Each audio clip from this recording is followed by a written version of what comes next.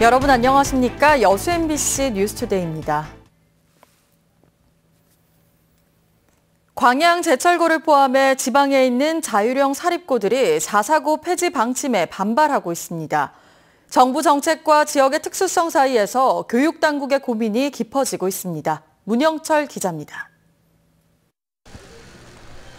전남 지역의 유일한 자율형 사립고인 광양 제철고등학교. 지난 2014년 도교육청 심사를 통과해 2020년까지는 자사고 지위를 유지할 수 있을 것으로 기대했습니다. 하지만 최근 자사고 폐지 움직임이 가시화되면서 혼란에 빠졌습니다. 제철고를 포함한 지방 5개 자사고는 획일적 교육 등의 부작용을 우려하며 정부 방침에 반발하고 있습니다. 특히 제철고의 경우 포스코 임직원 자녀들을 수용하기 위한 목적으로 세워진 만큼 일방적인 일반고 전환은 받아들이기 어렵다는 입장입니다. 이런 자사고가 없으면 임직원 자녀들이 대부분 아마 대도시로 이렇게 유출될 것으로 예상이 되고요. 자사고 폐지에 대한 입장을 아직까지 정하지 못한 전라남도 교육청은 정부 정책에 반대하지 않는다면서도 공식적인 지침을 받아본 뒤 결정하겠다는 유보적인 입장을 보이고 있습니다.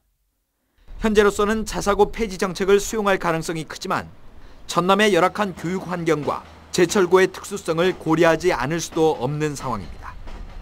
전남이 옆에 다르잖아요. 다른 데하고. 저희도 일방적으로 한 거 아니고 학교하고 협의하고 해서 이제 좋은 방향을 찾아가야 돼요.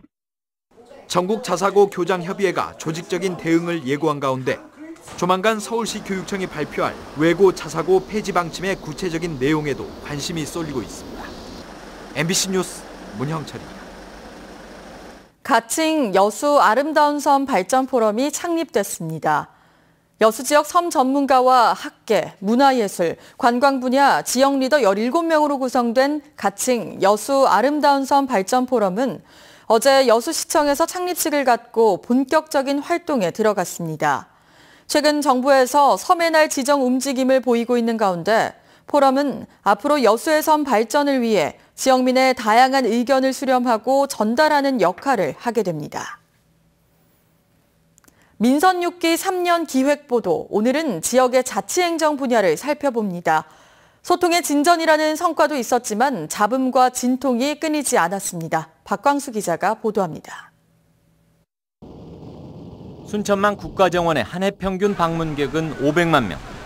박람회라는 일회성 이벤트를 발판 삼아 지역의 대표 방문지로 정착시킨 것은 적극적 자치행정이 이룬 결실이었습니다.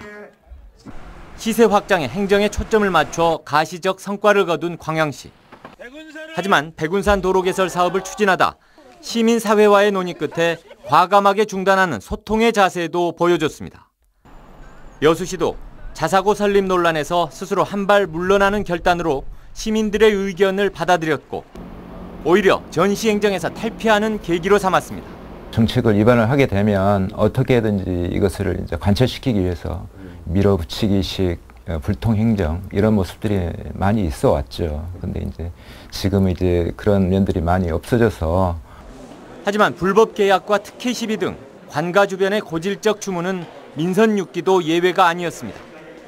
순천시의 경우 수십억 원대 부당한 수의 계약에 연루된 공무원이 스스로 목숨을 끊는 일까지 발생했고 문화예술계에서는 비선을 통한 특혜 시비가 끊이지 않았습니다. 여수시도 최근 시장 친인척들이 개입된 특혜 인허가 의혹이 불거지며 경찰 수사와 함께 언론과의 갈등까지 고조되고 있습니다. 시군의회의 행태에도 시민들의 눈총이 따갑습니다. 의회가 행정에 끌려다닐 수밖에 없는 상황을 집권 여당이 방조하고 있다는 비판도 나옵니다. 순천과 여수는 단체장이 당일 지역위원장을 겸직하고 있어서 지방자치를 훼손하고 지방의원의 소신 있는 의정활동을 어렵게 하는 요인이기 때문에 이를 철회하고 다른 대안을 찾아야 한다고 생각합니다. 자체 업무 추진비 등 경비 50억을 줄여 지역 일자리를 만들겠다. 새 정부의 개혁 드라이브에 지방도 동참하겠다며 최근 고흥군이 내건 시책은 신선한 파장을 일으켰습니다. 민선 6기 이제 앞으로 1년. 시민들의 응원과 평가를 받기 위해서는 과시적 선심성 사업보다 진정한 자기희생적 개혁의 의지를 보여줄 때입니다. MBC 뉴스 박광수입니다. 조충훈 순천시장이 새 정부의 정책 코드에 맞춰 지역을 발전시켜 나가겠다는 의지를 밝혔습니다. 조 시장은 어제 민선 6기 3주년 기자회견에서 해룡산단 마그네슘 단지 조성과 청년 일자리 창출, 유네스코 생물권 보전 지역 등재 등 11대 미래 전략을 제시하며 이같이 밝혔습니다. 한편 어제 회견에서 조 시장은 1년 남은 선거를 벌써 얘기하는 것은 부적절하다면서도 자연과 생태 정책을 추진하기 위해 3선 시장을 계획하고 있다며 내년 선거 출마 의지를 밝혔습니다. 김치냉장고 딤째로 유명한 대유 위니아가 최근 광주로 이전해 본격적인 생산에 들어갔습니다. 300여 명의 임직원이 광주로 이사했고 주요 협력업체도 광주업체로 바뀌었습니다. 송정근 기자입니다. 대유 위니아 광주 공장이 이번 주부터 양산을 시작했습니다. 충남 아산의 본사 설비를 광주로 이전하기 시작한 지 2달 만입니다. 프리미엄급 냉장고와 김치냉장고 딤체 등 대형 가전을 연간 최대 30만 대까지 생산할 수 있습니다. 2년 전 에어컨과 밥솥 등 소형 가전 라인을 광주 소총공단으로 이전한 데 이어 대형 생산 라인까지 구축한 겁니다. 광주 이전은 물류비 감소를 통해 원가 경쟁력을 확보하기 위한 조치입니다.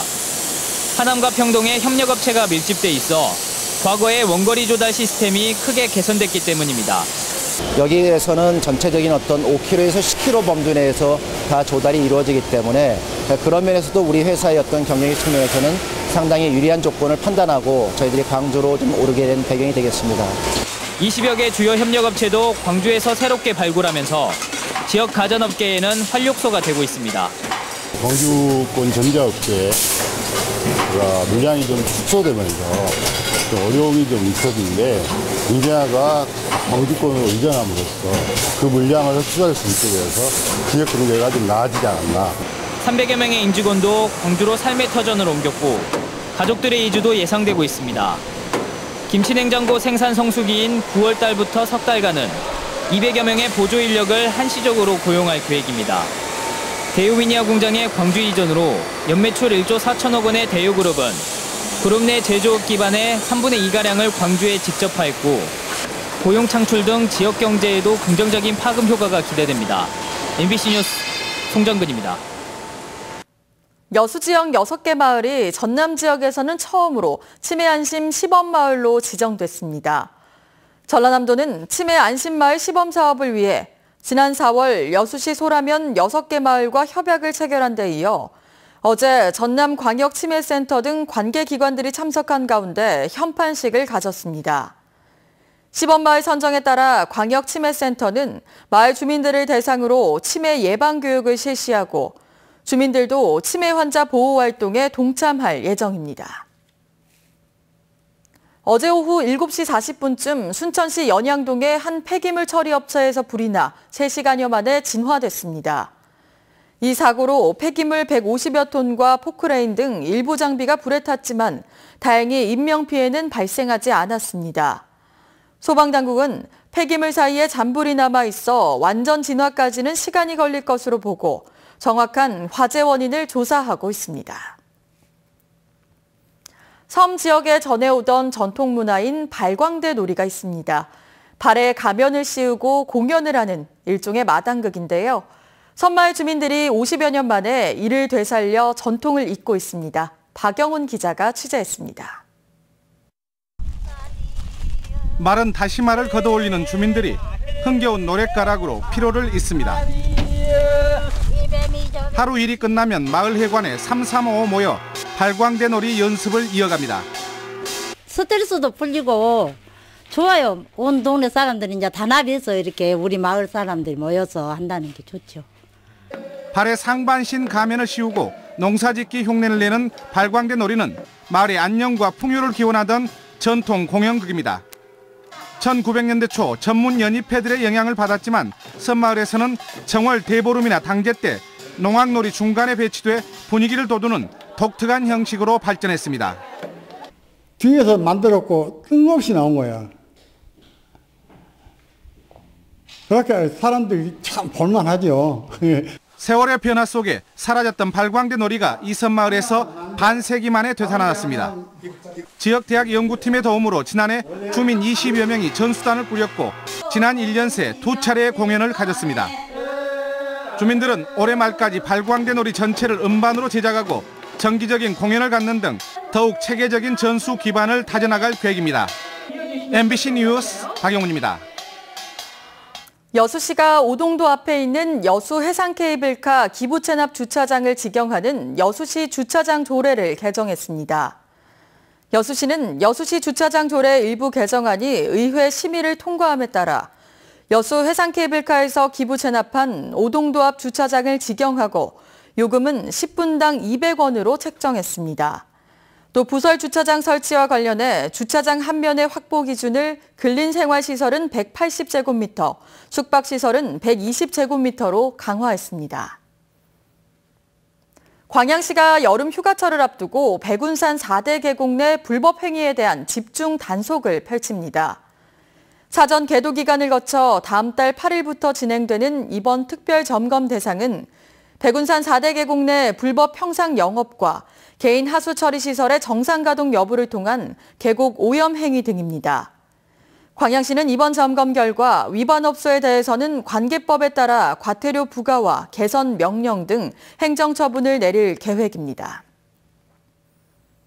여수시 원래동 쓰레기 매립장에 바이오가스 발전시설이 설치 운영됩니다.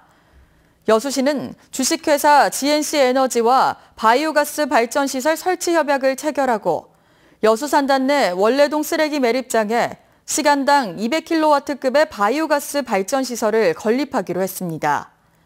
바이오가스 발전시설은 음식물 쓰레기 처리 과정에서 발생하는 바이오가스를 활용해 전기를 생산하는 시설로 올해 말쯤 완공돼 내년부터 운영될 계획입니다.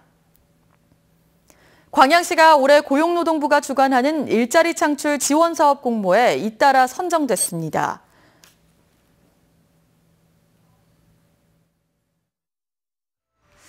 오늘은 1년 중 낮의 길이가 가장 길다는 절기 하지입니다. 낮의 길이가 밤보다 무려 5시간 32분이나 길다고 합니다. 낮 동안에는 오늘도 폭염에 대비를 하셔야겠는데요. 내륙 대부분 지방으로는 폭염주의보가 이어지는 가운데 한낮에 서울이 32도까지 치솟겠고요. 대구와 광주도 33도까지 오르는 등 어제보다 4에서 8도가량이나 남부지방은 크게 오르겠습니다. 지금 전국 하늘에는 구름이 끼어 있습니다. 남해안 곳곳으로 소나기가 오고 있는데요. 아침부터 저녁 사이에는 강원과 경북 북부 내륙을 중심으로 또 한 차례 소나기가 오겠습니다. 양은 5에서 10mm 정도고요. 소나기가 오는 동안 벼락과 돌풍이 동반되겠습니다. 출근길 자세한 현재 기온 보시면 서울 22.6도, 대구 20.9도를 보이고 있습니다. 한낮에는 대부분 30도를 웃돌 텐데요. 서울과 춘천 32도, 광주 33도가 예상됩니다. 주말에는 전국 대부분 지방에 반가운 단비 소식이 있습니다. 극심한 가뭄을 해결하기엔 부족하지만 더위는 식혀주겠습니다. 날씨였습니다.